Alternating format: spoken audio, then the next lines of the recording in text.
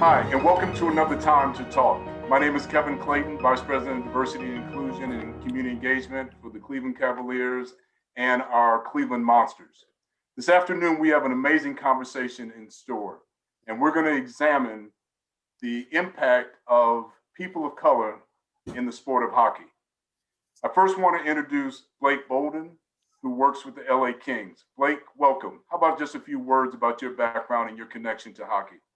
Absolutely. Thanks, Kevin. Thanks for having me here. It's a privilege to be in this conversation. One, because I am from Cleveland, Ohio. That's where I fell in love with the game, the Gund Arena, where I used to watch the Cleveland Lumberjacks of the IHL back in the day. That is the sole reason why I started playing hockey. Currently, the growth and inclusion specialist with the Los Angeles Kings and Pro Scout. And this is why I'm here. I'm here to talk hockey and my love for the game with y'all. All right, so Blake, we're going to talk about some trailblazers. Didn't you do a little trailblazing as far as you want to share that with our audience, please? Of course, thank you. I am the first Black professional women's ice hockey player to compete in the National Women's Hockey League. I'm also the first Black woman to scout for the National Hockey League and the second woman to ever scout. So we're trailblazing it up. Oh, yeah, Absolutely, yeah, absolutely, absolutely. Hey, Blake, thank you. We are honored to have you. Thank you. Jeff Scott. So, Jeff, your title, VP of Community Development and Growth for the NHL. Talk a little bit about what you do and kind of connect the dots as to kind of your trail from a hockey standpoint. Yeah, well, first off, thanks for allowing us to be a part of this amazing conversation. And as you mentioned, yes, I'm Jeff Scott, Vice President of Community Development and Growth for the National Hockey League. And to be honest with you, we wear many hats, but of course, where my seat lies is making sure that we're creating a safe and inclusive environment for people of all walks of life and all backgrounds, specifically supporting our entire hockey ecosystem, right? So not only just the 32 NHL clubs, but also working closely with our governing bodies in USA Hockey and Hockey Canada, as well as the thousands of youth hockey organizations across North America. And then, of course, hoping to work more closely with our partners in the AHL. Shout out to the Cleveland Monsters for what you all are doing in this space, to allowing us to create stories, to create an impact, to build programs and initiatives that truly allow us to grow and diversify the game. So I know we have our work cut out ahead of us, but this is all great work, and we're happy to be able to do it through the sport of hockey. Jeff, thank you. And thank you for bringing your knowledge from the NHL to the Cleveland Monsters. Kwame Damon, I had a chance to have a couple conversations with you, man, and your passion for this work is amazing. And the fact that you are writer, director, producer of the documentary Soul on Ice. Can you just kind of give us a little bit about your background? And Kwame, we're going to just jump right in right after you do that, because I got some questions ready to go for you. All right. Yeah, thanks again. You got me here with my brother and my sister, holding it down in this space. My name is Damon Kwame Mason. Everybody knows me as Kwame. Writer, director, producer of Soul on Ice, Past, Present, and Future, which came out in 2015. And for me, hockey is just something that I've always loved. And, as a Black male, our history is something that I've always loved and appreciated. And so I thought that, mending these two great worlds together would be a great way to get this conversation started and get us moving to a better future for the kids that are coming up that want to play the game, maybe thinking about playing the game, or maybe never even thought about the game. So my background, really, I was a radio announcer for 14 years, and that space wasn't good enough for me being in Canada, and I just took a chance in life and jumped in the deep end and decided to make my first film, which was about the history and contributions of Black athletes in the game of hockey. So Kwame, thank you, and Jeff, thank you, and Blake. So let's jump right on in, because our theme is the past, the present, and the future. And when I think about that, my own personal connection to hockey is really, I had an opportunity to meet Willy O'Reilly when we honored him when I was in Atlanta and was with the Thrashers. And the book Black Ice was kind of the first understanding that I had about Blacks in hockey. Kwame, what actually motivated you to do this film, and kind of walk us through what your motivation was and what were you trying to accomplish in doing the documentary? First fun fact, Atlanta Thrashers was the second team in the National Hockey League to have 5 Black players on one squad. So that's a really cool fact for people to understand. And it's a shame that Atlanta never got to take advantage of the game of hockey, because I think today it would look a whole lot different. As far as my motivation in making the film, growing up in Canada, hockey is everything out here. I always tell people, if you're from another country and you come to Canada, when you get to immigration, they're going to give you a hockey stick.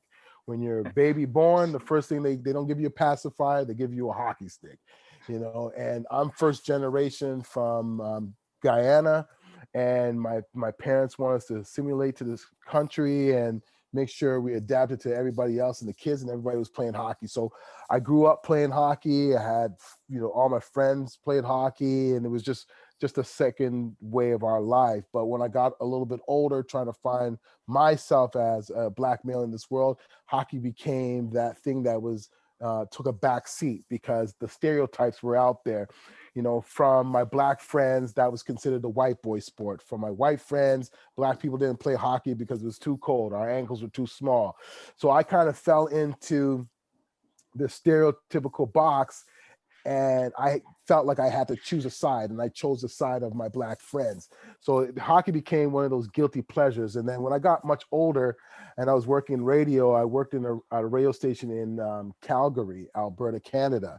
And it's the first time I actually got to see an NHL game, because Toronto, if you know about Toronto games are too expensive. So I'm sitting in the stands with my boss, and this guy is on the ice, and I say, "Who's that guy? He's Black." And he said, "That's Jerome McGillna." And he's just amazing.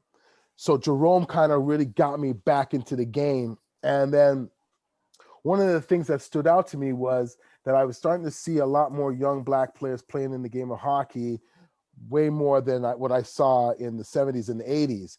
And still the conversation wasn't there. So I started doing some research, and I learned about the Colored Hockey League of the Maritimes that was around 1895 to 1925, 1930. And I thought to myself, how do I not know this history? I know about the Negro Baseball League, but I don't know about the Colored Hockey League, and I live in Canada. How come all the sports channels here are not talking about that? So that made me say this would be a great documentary. And, for me, I'm the kind of Black man that I don't wait for anybody to tell our story. I want to tell our stories ourselves. We can't just depend on everybody else to tell our narrative. So that's really what sparked me into making the film. Thank you, Kwame. I appreciate that. So Jeff, kind of looking back from a historic perspective, how was the connection between Black hockey players in the NHL? When was that intersection?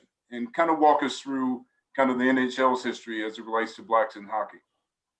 Well, as Kwame mentioned, I mean, when you think about the Colored Hockey League of the Maritimes, and when we look at how the game is actually played today, you see a lot of similarities, right? And we actually credit a lot of the ways that the game is played now back to how the game was played back then. But when you think about that intersectionality, of course, you always have to look at it from a person that you referenced at the start of the call, and that's Willy O'Reilly, and what Willy O'Reilly was able to do with being that barrier breaker, right? Being that first player to understand what it's like to actually to cross and be that first individual to step on the ice.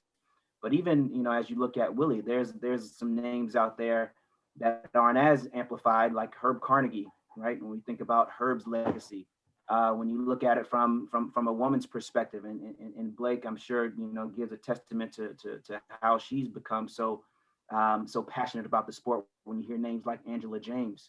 But I think what's interesting about the sport and why we're here today is to talk about in normalizing those names that have been trailblazers in the sport, right? Whether you're talking about Willie, whether you're talking about Herb, whether you're talking about Val James, whether you're talking about Grant Fuhr, whether you're talking about Tony McKegney, you know, and then of course, role models like Kwame mentioned here with Jerome McGinley, that leads all the way up to some of our present day superstars like a PK Subban or a Ryan Reeves and these guys that are really blazing this trail. So I think one thing that the league is very passionate about in this day and age is being able to tell those stories, right? Being able to talk about, you know, Tony McKegney being that first player to score 40 points, right? With Jerome McGinley being that first Stanley Cup champion, or that first individual or that Black man to be in the Hall of Fame. So it's that's our job now, right? That's our job for this next generation and for the future of all fans of all walks of life, to understand the history and the contributions that Black athletes have had within the sport, because we've gone so long without knowing that history, which is why it's so important for films like Soul on Ice to be able to tell that narrative and highlight our contributions that we've made to this game. So Jeff, you mentioned Herb Carnegie. So Herb did not play in the league, right? Is that correct? Right. Okay. Right. Can you or Kwame or Blake just comment about that? Because he very easily could have. So what happened? Why? And it's in the documentary. What happened to Herb, and why didn't he make it to the league? Yeah, I think it's one of those circumstances of timing and, you know, who you're dealing with. So for your audience out there, Herb Carnegie played in like the 40s and 50s, and he doesn't get enough credit. And, you know, we, the league, we're trying our best to make sure these stories are amplified even more. But if you ask Willy O'Reilly who was the guy, he would point to Herb Carnegie. Jean Beliveau, for any Montreal Canadian fans out there, Jean Beliveau is one of the greatest players to come out of Montreal. His mentor was Herb Carnegie. That should tell you right there and then who this man was on the ice. He was just that good. He, you know, sometimes you'll hear that the people will say he was considered one of the best hockey players, but he was actually considered one of the best, or they say he's one of the best Black hockey players, but he was actually considered one of the best hockey players of his time. As far as what happened, you know, he had a tryout in New York for the Rangers, and they kind of undercut what they wanted to offer him to play. And he was really at his prime. He probably had a couple more good seasons left of playing before he would think about retiring and stuff like that. And, you know, he had a family, 5 kids, and they wanted to pay him less money than what he was making in the minors. So he was a very proud man, and he realized for himself that this wasn't going to jive for him and his family. So he took the first offer came, he refused it. The second offer came, he refused that, and he went back home. So the debate is, you know, should he have taken those deals? What would have happened? You know, selfishly, you know, if you talk to his family, like his daughters, they'll say there's no way he was going to take that deal. It would have made no sense. It's disrespectful for a man to do that. But me, selfishly, I really believe that if he had played, you know, he would have had a chance of playing in the NHL. And his skill level at that time he would have become like a goal scoring champion, because he went back to the minors.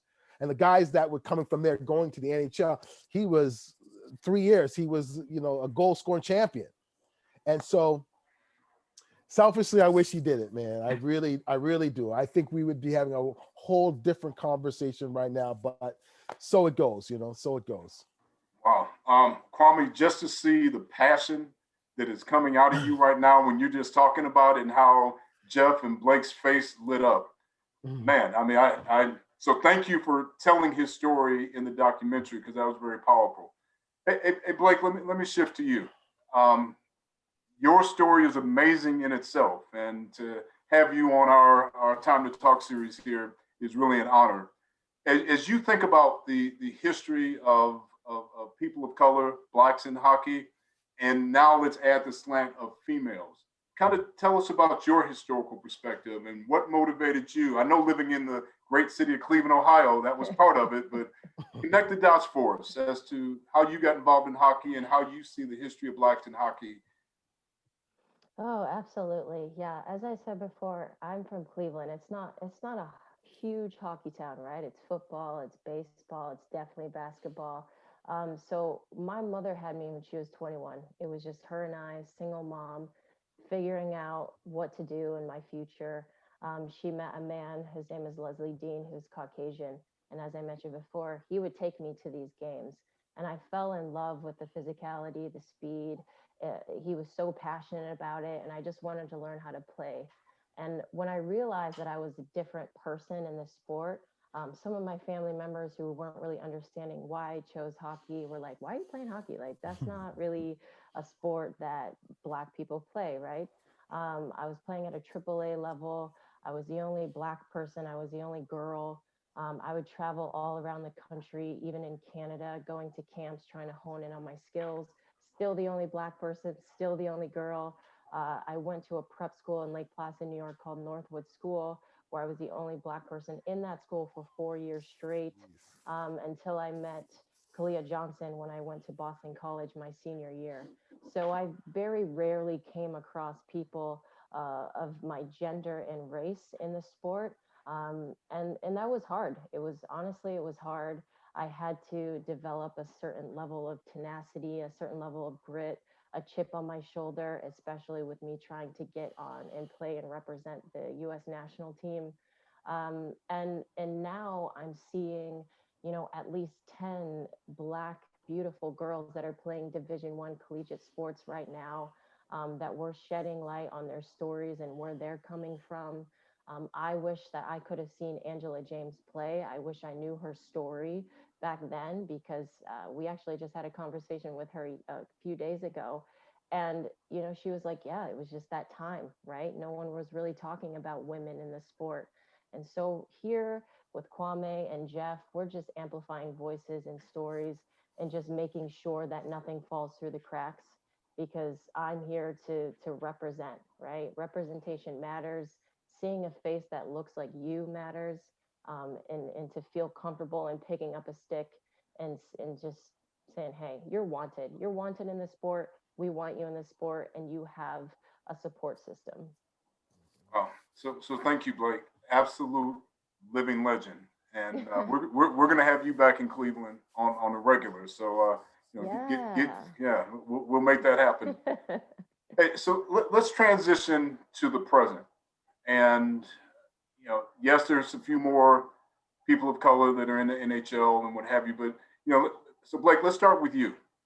From your seat, what are you seeing the current state of hockey being? Oh, from my seat as a scout, I know I was so incredibly excited when we drafted Quentin Byfield second overall in the National Hockey League, highest drafted Black person in the history of the National Hockey League. We have amazing prospects in Akil Thomas, Boko and Mamba. And I just think that us in the Los Angeles Kings are very progressive in that. And as Jeff mentioned before, we've got tremendous skill and talent in the National Hockey League, and we will continue to see that funnel up at the highest levels in our game. Okay. So Jeff, let me transition to you. And can you share with us, one from your seat, what's the current condition of hockey for African Americans in the sport, and also maybe just share with us what is the percentage of Black players in the game right now, and kind of what are your thoughts of the current conditions? Yeah, well, the current conditions right now are what the eye is telling you, right? We are still highly underrepresented both on the ice and off the ice. So when we look at what that means from my seat, we look at it from a very business approach, right? We have to look at it from, what actions do we need to take from an entire league perspective, and not even just the NHL, right? But across all of our hockey ecosystem, to change and straighten out that curve, right? Because we understand that in order for the product on the ice to look different, we can't snap our fingers and think it's going to happen overnight, right? When we think about how we market our game to communities of all different shapes, colors, walks of life, we understand that that's not going to happen overnight. So we're taking a very strategic approach with everything that we're doing right now. And not only a model that should live in the NHL, but should live across all of our hockey ecosystem. So we're looking at it from a leadership perspective, right? We know that, you know, when you look at a CEO of an organization, your CEO should also be your CDO, right? Your Chief Diversity Officer. This is a common phrase that we hear very frequently when we're talking about cultural shifts that need to happen within an organization, that top-down leadership approach needs to happen. We look at it from an education perspective, right? Making sure that we're improving awareness, competencies, making sure that people from all levels of the organization are educated on what we're trying to do when it comes to growing the sport. We look at it from an employment perspective, right? How are we intentionally recruiting, hiring, retaining, you know, our talent within the BIPOC community, as well as females, so that that representation internally in our organizations looks like what we want our sport to look like. We take a very pointed marketing approach. How are we speaking to, you know, the Black community?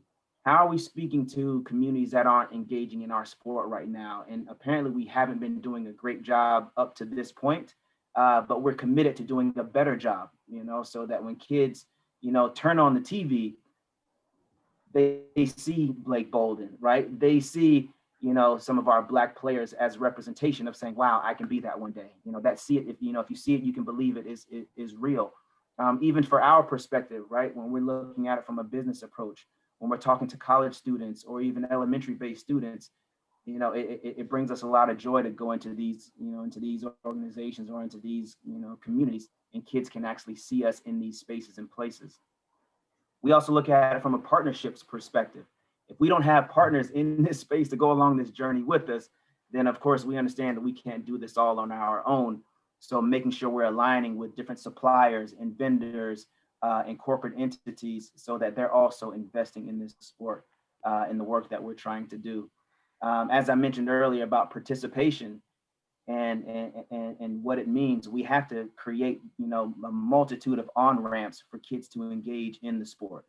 The first thing that people say, you know, as to why they don't play hockey is because it's too expensive, or it's because no one on the ice looks like me. So what are we doing to eliminate those barriers, or at least lower those barriers, so that kids can, you know, whether it's playing ball in street hockey, whether it's playing video game, you know, hockey, you know, NHL 21, whether it's, you know, playing just out in the street roller hockey with their friends. And then hopefully that will lead them to becoming a fan of the sport. But that participation will help us look forward to a brighter engagement. And then last but not least, our community engagement. We have to be authentic in who we and how we engage within our community. So we're looking at it from a very, you know, strategic approach as to what the game currently looks like and how we want it to look moving forward. But the first and foremost important things is that we know we can't do this on our own, and we need partners like partners within you and the AHL, as well as partners within the community and our corporate partners as well. So, okay. Hey, thanks, Jeff. So I'm going to transition now, and Kwame, I'm going to come to you, and we're going to talk about the future. And Jeff and Blake, both of you are going to have opportunity also from your seat to kind of talk about, one, what do we need to do in the future, kind of what your view is, and how do you see more Black and brown folks participating in hockey. So Kwame, what are your thoughts? And man, I've heard your passion. What are your thoughts on what the future looks like for hockey, for Blacks in hockey? I think the future looks really good, but you have to understand what that future means. That future doesn't mean next year or 2 years down the road. The future is going to be it's going to be pretty far. I always laugh with my friends and say, I know I'm going to probably be old and gray before the game of hockey looks like the way I really would love for it. I don't know about gray. I don't know about gray because I hit that today. I hit it today. So you know, maybe much older and much grayer. But you know, I think what we're all doing right now is we're planting the seed. Myself and Jeff talk about this all the time, and myself and Blake have had this conversation. Like, these two that you have beside me have been on this trail with me probably around the same time. Like, my film came out in 2015. I met Blake right after that. And right after that, Jeff was working for the New Jersey Devils. He had probably the the greatest screening my film has ever had with, what do you say, over 2,500 people watching it. And I remember when I met him and I thought to myself, wow, my brother cares about what we're doing. He sees it. And when I met Blake, who literally bum rushed me, I was going to Boston. She's like, you're not coming into my town showing this film without me being there. And I was like, okay. And she got there and we became friends ever since. And all this to say, going towards the future, you've got some great people that are putting themselves in positions that are going to open up this game so that it looks a lot different, it feels a lot different, and it's not as hard for the younger generations as it has been in the past. You know, the statement that I kind of came up with for myself and what I am doing going forward is normalizing Black faces and voices in the game of hockey. And so that means, you know, on the radio, on television, in film, anything that we do when it comes to hockey, we have to be in some places at that and being able to speak it. So when we're there, it just normalizes. And so I'm seeing it starting to grow all over the place really fast, because, you know, the NHL has been around for 100 years.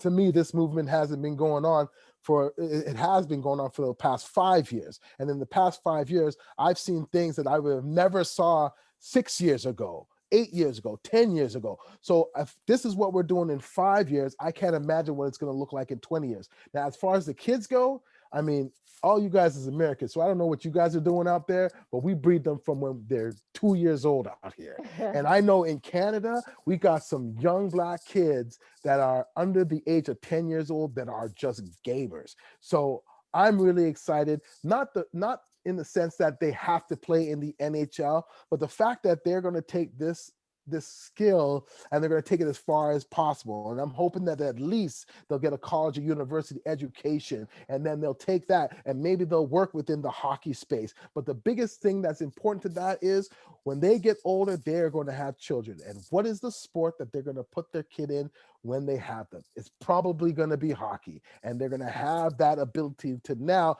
expand the love of the game for the next generation. So when you ask me how I think about the future, I'm really excited about it because we've got some great people in place, from Kim Davis all the way down to Blake Bolden to Kiana Scott, who's the first OHL female scout and she's Black, to our OGs like Angela James and Tony McKay, all these people who are now for the first time connecting like we never connected before. Right. I remember when I first started doing tours with the film and I saw a Black person, I rolled up to them and said, hey, do you know a guy named Jeff Scott in New Jersey? No. Okay, well, here's his number. Call him. Do you know this person? Do you know? We're connecting right now. And that connection, oh, it's going to be unstoppable in a couple of years, bro. Yeah, and Kevin, Kevin, yeah, if you don't mind, I'd like to jump in on that one too and talk about the future, what you're doing right now with having this conversation. Brings such optimism and hope and pride and excitement, right? Because as Kwame mentioned, these conversations weren't happening last year or the year before or the year prior to that. So now we're seeing such a movement in how important it is not only for us to have this conversation where we're being specifically, you know, talking about Black contribution to the sport. But another point that I want to really emphasize is how great it is to have allies in this, right? And allies within our white community and with, you know, our LGBTQ community and all communities that have been underrepresented to support what we're trying to talk about right now, what the future of hockey looks like. So I just want to just put that point out to you all and applaud the Cleveland Monsters organization for curating this conversation. Because the more we can continue talking about this, then the future of our game is going to look better, hands down. And I'm going to jump on that. Wait till these young Black girls really get to see a beautiful woman that's Black, and that's Blake Bolden. Wait till they get to see that. Because when they see that and they realize, oh my God, I can be beautiful and I can play this game that people say is so scary. It's going to be a wrap. It's going to be a wrap. Yeah, she got all her teeth. You know what I'm saying? So Kwame, I'm going to take the puck you just passed me. Uh-huh. I'm gonna go ahead and Maybe I pass it. sauced it. I sauced it too. I sauced it too. I'll just Right, give you a little pass. I'll give you a little saucer. Okay, and you're gonna get a double assist on this. All right. So Blake,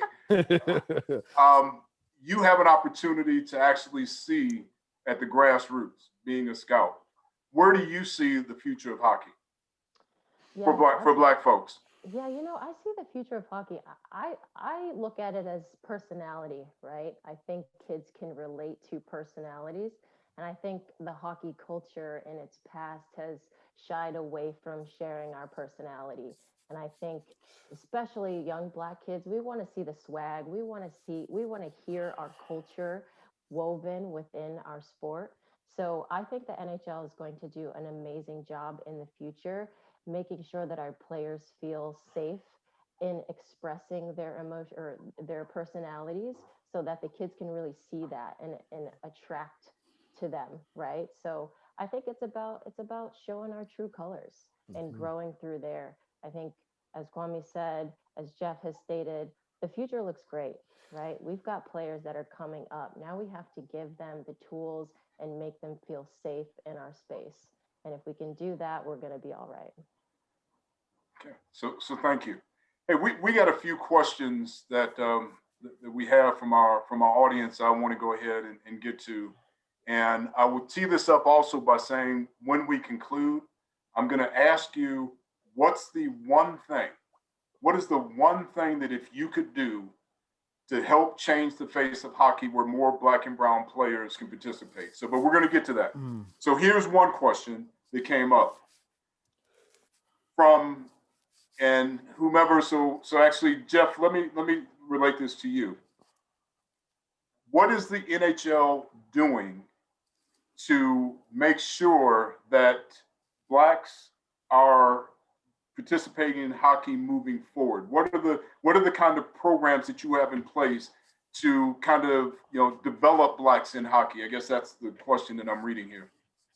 Yeah, that's a great question. And to be perfectly honest with you, our target has been just looking at underrepresented communities in general, right, as to how we are intending to grow the sport. So specifically, when we talk about it from an NHL's perspective, we have to look at it from the lens of our 32 clubs, right, because they're the ones who really have the boots on the ground. And so what our job is trying to do is make sure that they're building strong partnerships within Black and minority communities. Once they have those partnerships within the communities, then it's a lot easier to introduce the sport. Second, when you think about those partnerships, you have to be authentic in your outreach. Don't come into a community and say, hey, here's a quid pro quo type of experience where, we want you to be a part of, our hockey movement, but we need you to buy a ticket. Like those type of approaches will completely turn off and dissuade, a family or an individual from coming into it. So we want to make sure that the approach is authentic. And then last but not least, we have to look at it from what barriers are put in place for families to want to engage. So we're trying to eliminate those barriers. As I mentioned before, we know that cost is a major barrier. We know that access to rinks are a major barrier.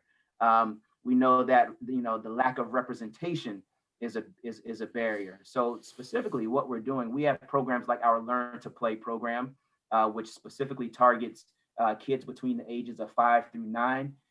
It's a program that really lowers that barrier of entry. I'm talking you can get 8 weeks of 8 to 10 weeks of curriculum, for less than $100 or $200, which once you get a little bit deeper into hockey, you realize that is a very inexpensive approach into the game because all equipment is also included within that approach. We're looking at, as I mentioned earlier, from a marketing perspective, right, and making sure that how clubs are promoting that community or bringing that community in, they feel like they're a part of what that look and feel looks like. But our Learn to Play program, we also have a platform called our Industry Growth Fund, which is a fund that receives investments from our club owners and from the leagues and from the teams itself. And they're able to take this pool of money and invest it back into programming and curriculum for communities and families. So we are, trying to put our money where our mouth is in this. We're trying to be intentional in our marketing. And most importantly, it's building authentic relationships within the communities that our clubs live, work, and play. Thank you, Jeff. Hey, Blake, here's a question for you. As a female/Black female, what were some of the challenges that you faced while coming up through the game, and how did you overcome them? I know that's a loaded question. Yeah, absolutely. I mean, I'm sure you can imagine the words that were being spit at me when I was a young gal playing ice hockey with a bunch of white males in Cleveland. And it was hard. It was hard, but I had a strong woman in my mother, a strong Black woman, and she just told me that this is their issue. This has nothing to do with you, and that you're going to prevail. So I had the words. I had the words. I had the actions. I was bullied a little bit, and I was also felt excluded a lot, just being a part of a male sport. So it was hard, but listen, I'm here. There's no complaints. The only thing that I care about right now is making sure that it's easier for the next generation to come through. You need to ask her how many of them boys who talked greasy to her got slashes in the ankles. That's what you need to ask. We don't talk about retaliation, but it happens. Hey, Kwame, and they don't have all their teeth now, right? There you go. There you go. I made it out all right. Hey, Kwame, before we go to the last question, one of the things that really impressed me about, as we've had conversations, was your message to parents and what we needed to do in connecting with parents. Can you share with our audience kind of what role do parents have in connecting the sport to youth, and connect those dots for us?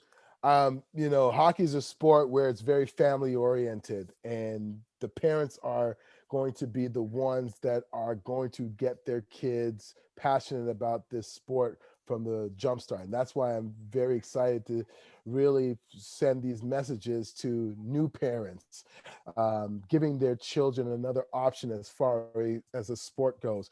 In Canada, participation is another fancy word for fitness. And I know here we think of ice skating and hockey as another form of a way to be fit and to give your kids something to do.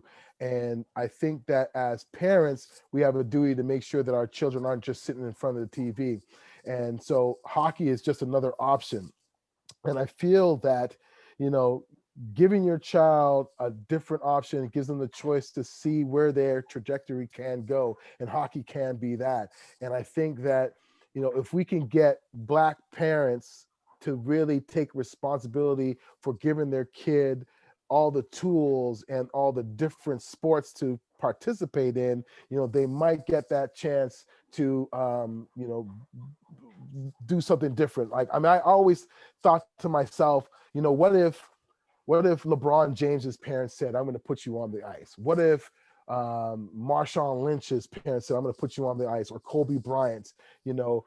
People say that might be something that's far-fetched, but Popeye Jones, who used to play in the NBA, did exactly that. He put his two boys on the ice, and they have become two dominant defensemen in the National Hockey League. So, you just have to give your kid that opportunity. And then next thing I would say is, if your kid comes home and he says, hey, Mom, Dad, I want to try this game of hockey, before you go back into the stereotype, give that kid a chance and just say, okay, let me find out. And I think that's one thing that, and Jeff could probably speak on this more, the National Hockey League is going to be either trying to, or, needs to do a better job in, is to answering these questions for Black families who may not know what to do or where to go to get their kid on the ice and participating at the very beginning. And, clubs like, the Monsters, that's another thing that I think they need to look at, as to be able to be a voice or a place where they can answer these questions